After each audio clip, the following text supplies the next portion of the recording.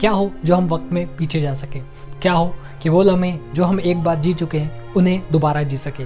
क्या हो कि वो सारी बातें जो आज तक हम सिर्फ किताबों में पढ़ते आए हैं उन्हें खुद जी सकें, खुद महसूस कर सकें?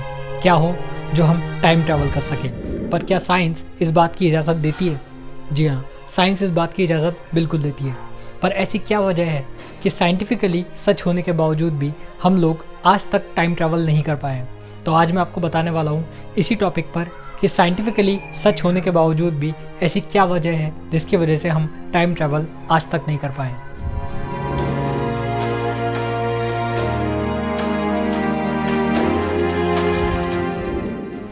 तो टाइम ट्रैवल को समझने से पहले हमें एल्बर्ट आइंस्टाइन की थ्योरी ऑफ रिलेटिविटी को समझना बहुत ज़रूरी है, क्योंकि यही हमारे टाइम ट्रैवल का बेस है।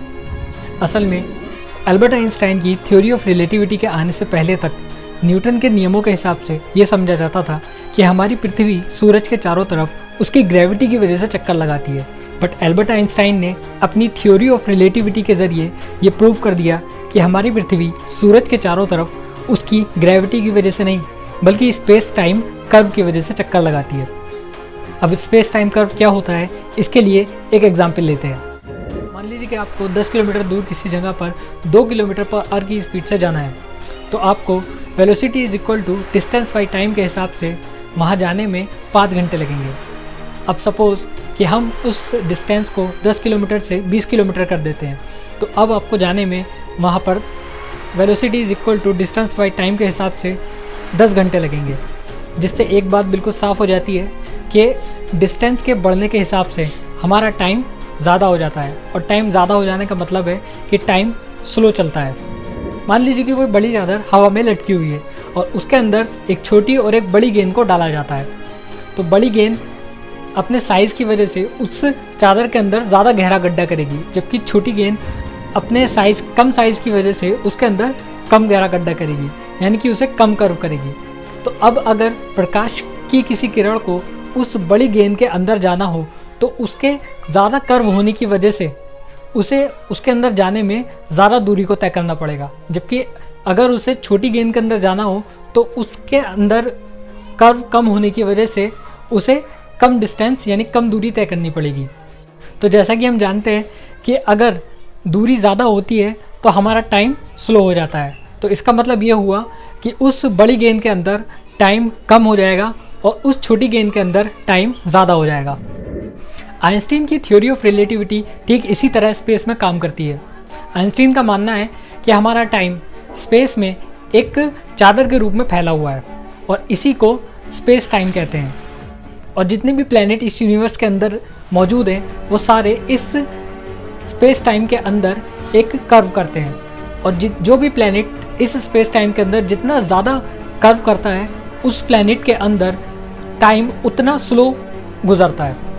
इसका मतलब ये हुआ कि हमारे अर्थ से बड़े प्लैनेट पर टाइम स्लो चलता है और हमारे अर्थ से छोटे प्लैनेट पर टाइम हमारे कंपेयर में ज़्यादा तेज़ चलता है। अब मान लीजिए कि आप अपने किसी फ्रेंड के साथ किसी चलती हुई गाड़ी के अंदर बैठे हुए हैं, तो आपका दोस्त आपके सामने रुका हुआ नज़र आएगा, लेकिन अगर आप उसको किसी दूसरी जगह पर खड़े होकर देखते हैं तो आपका वही दोस्त गाड़ी में चलता हुआ नज़र आएगा, जिससे ये पता चलता है कि हमारी मोशन रिलेटिव होती है।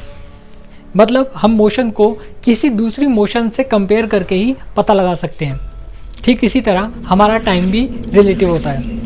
इट्स मीन हमारे अर्थ और दूसरे प्लैनेट्स पर टाइम बराबर नहीं होता है, और टाइम के इसी डिफरेंस को टाइम डिलेशन कहते हैं। यहाँ एक बात ध्यान देने वाली ये भी होती है कि हमारी लाइट की वेलोसिटी सभी जगह कांस्टेंट होती है, यानी कि किसी भी प्लैनेट का टाइम कैलकुलेट करते वक्त हम लाइट की वेलोसिटी को सेम ही रखेंगे। इसके अलावा ये भी बात ध्यान देने वाली होती है कि किसी प्लैनेट का जितना बड़ा साइज़ होता है उसके पास उतनी ही ज़्यादा ग्रेविटी होती है, यानी कि जिसके पास ज़्यादा ग्रेविटी होती है उसके पास उतना बड़ा साइज़ होता है, और वो हमारे स्पेस टाइम को उतना ही ज़्यादा कर्व करती है। यानी कि जितनी ज़्यादा किसी प्लैनेट के पास ग्रेविटी होगी उस प्लैनेट पर उतना ही टाइम स्लो चलेगा। जैसे कि हमारे जुपिटर का साइज़ हमारे अर्थ से ज़्यादा बड़ा है, इसका मतलब जुपिटर पर हमारे अर्थ के कंपेयर में टाइम स्लो चलता है। हमारे जुपिटर की ग्रेविटी 24.79 मीटर पर सेकेंड स्क्वायर है, जबकि हमारी अर्थ की ग्रेविटी 9.807 मीटर पर सेकेंड स्क्वायर है।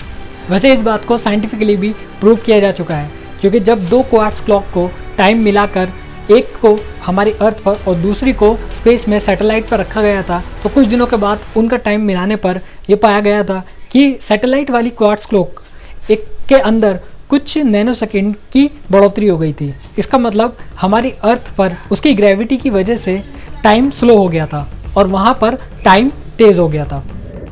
क्वार्ट्ज क्लॉक के बारे में आपको बता दूं कि ये किसी भी नॉर्मल क्लॉक से ज़्यादा एक्यूरेट होती है, क्योंकि इसके अंदर टाइम को मापने के लिए इलेक्ट्रॉनिक ऑस्किलेटर या जो कि एक तरह का इलेक्ट्रिक सर्किट होता है को यूज़ किया जाता है। तो ये थी टाइम ट्रैवल के सच होने की कुछ बातें। तो अब मैं आपको बताता हूँ कि टाइम ट्रैवल हम इंसान अभी तक क्यों नहीं कर पाए हैं।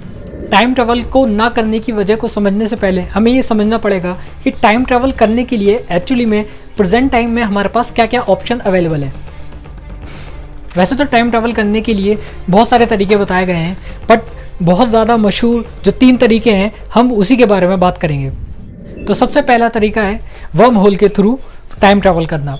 तो जैसे कि हम जानते हैं कि कोई भी ऑब्जेक्ट हमारे यूनिवर्स में हमारे स्पेस टाइम में एक कर्व करता है, और अगर कोई 2 कर्व आपस में मिल जाएं तो वो एक तरह की सुरंग बना लेंगे, और ये सुरंग ऐसी होगी कि जो 2 यूनिवर्स या 2 ऐसी जगहों को आपस में मिला देगी जो कि एक दूसरे से बहुत करोड़ों लाइट ईयर दूर होंगे। तो उस वर्म होल के थ्रू हम करोड़ों लाइट ईयर्स दूर किसी ऐसी जगह पर प्रकाश की चाल से भी पहले पहुंच सकते हैं। दूसरा ऑप्शन हमारे सामने आता है ब्लैक होल के थ्रू टाइम ट्रैवल करना। स्टीफन हॉकिंग के हिसाब से एक ब्लैक होल की ग्रेविटी बहुत ज़्यादा होती है। इसकी ग्रेविटी इतनी ज़्यादा होती है कि लाइट भी इससे बाहर नहीं निकल पाती है। तो इसी ग्रेविटी का इस्तेमाल हम टाइम ट्रैवल करने में कर सकते हैं। अगर हम किसी स्पेसशिप को किसी ब्लैक होल के ऑर्बिट में स्थापित कर सकें तो उस स्पेसशिप में बैठे हुए एस्ट्रोनॉमर टाइम ट्रैवल कर सकते हैं। यानी कि उस स्पेसशिप में बैठे हुए एस्ट्रोनॉमर के अंदर जो वक्त गुजरेगा वो हमारी पृथ्वी से लगभग आधा ही होगा, और वो फ्यूचर में टाइम ट्रैवल कर सकते हैं। तो तीसरा ऑप्शन है टाइम मशीन के थ्रू टाइम ट्रैवल करना।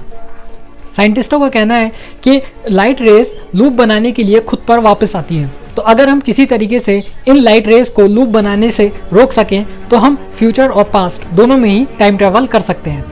तो अब मैं आपको बताता हूँ कि इतने ऑप्शन होने के बावजूद भी ऐसी क्या वजह है जिसकी वजह से हम आज तक टाइम ट्रैवल नहीं कर पाए हैं। तो इनमें से वर्म होल के थ्रू और टाइम मशीन के थ्रू टाइम ट्रैवल करना इसलिए पॉसिबल नहीं हो पाया है क्योंकि इन दोनों को बनाने के लिए ही एक एक्जॉटिक मैटर की ज़रूरत होती है जो नेगेटिव एनर्जी डेंसिटी का होता है। अब क्योंकि साइंटिस्ट इस तरह का कोई भी मैटर अभी तक लैब के अंदर नहीं बना सके हैं, इसीलिए इन दोनों ऑप्शन के ज़रिए टाइम ट्रैवल करना मुमकिन नहीं हो पाया है। अगर आप बात करते हैं ब्लैक होल के थ्रू टाइम ट्रैवल क्यों पॉसिबल नहीं हो पाया है, तो ब्लैक होल के थ्रू टाइम ट्रैवल इसलिए पॉसिबल नहीं हो पाया है क्योंकि अभी तक साइंटिस्ट कोई भी ऐसा स्पेसशिप ब्लैक होल की ऑर्बिट में स्थापित नहीं कर पाए हैं जो कि ब्लैक होल का चक्कर लगा सके और जिसकी मदद से एस्ट्रोनॉमर टाइम ट्रैवल कर सके। तो भले ही आज के लिए टाइम ट्रैवल लगभग नामुमकिन है, लेकिन आने वाले वक्त में ये बात दावे के साथ कही जा सकती है कि टाइम ट्रैवल पॉसिबल हो सकेगा।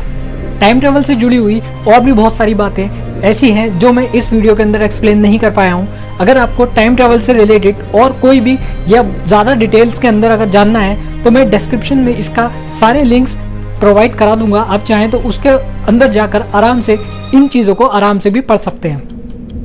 तो मुझे उम्मीद है कि ये वीडियो आपको ज़रूर पसंद आया होगा। अगर आपको ये वीडियो पसंद आया है तो इस वीडियो को लाइक कर दीजिए, और आपको लगता है कि ये इन्फॉर्मेशन किसी दूसरे को भी पता होनी चाहिए तो ये वीडियो आप उन लोगों के साथ शेयर कर सकते हैं। और ऐसे ही दूसरे इंटरेस्टिंग वीडियो के लिए आप इस बटन पर क्लिक करके या फिर नीचे रेड कलर के बटन पर क्लिक करके और नोटिफिकेशन बेल को ऑन करके इस चैनल को सब्सक्राइब कर सकते हैं, ताकि आगे से मैं कोई भी वीडियो डालूँ तो उसकी नोटिफिकेशन आपको मिल सके।